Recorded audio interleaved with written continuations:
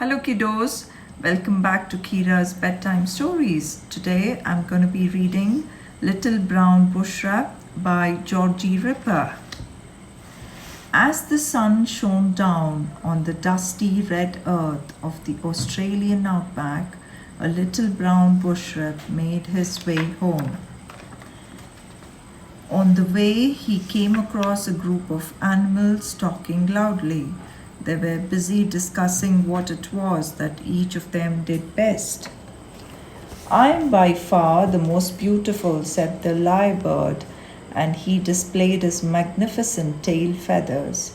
"I can jump higher than anyone else," said the kangaroo as she cleared a particularly tall bush. "I can hang upside down by my tail," said the possum, and they all agreed that no one could possibly do that quite so well.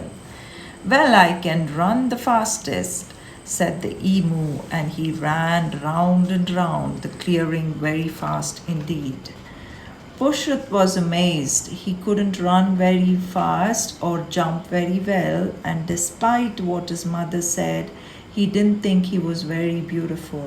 He was also pretty sure that if he tried to hang upside down by his tail, something very nasty would happen. One by one, the other animals spoke up. The rainbow lorikeet was the most colorful. The duck-billed platypus was the best swimmer. The echidna had the best nose for miles around.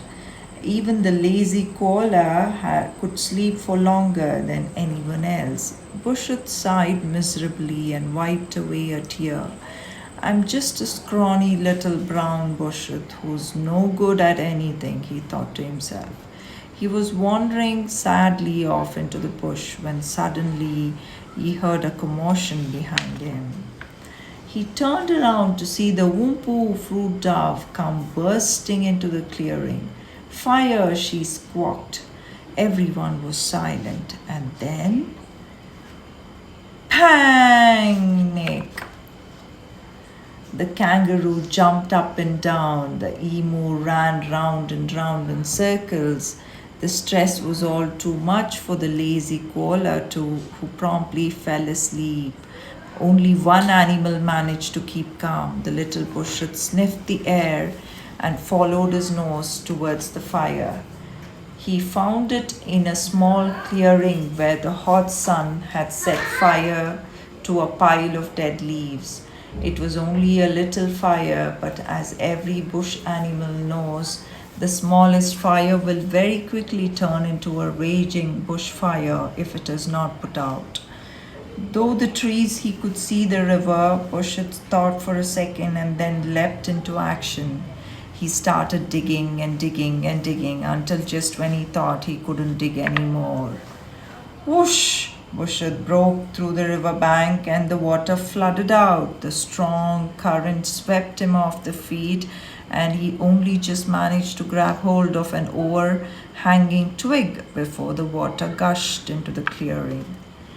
Tired and wet, Bushrat climbed down the branch and wandered back to the clearing. The water had put out the fire, and one by one the other animals returned. The possum was first to speak.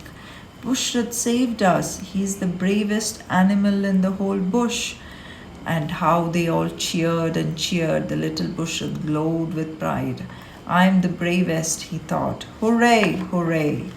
That evening, with the cheers of other animals still ringing in his ears, Bushrat smiled to himself. "I'm the best at something after all," he thought. "I just didn't know it." Thank you. Night night. Sleep well. Speak to you soon.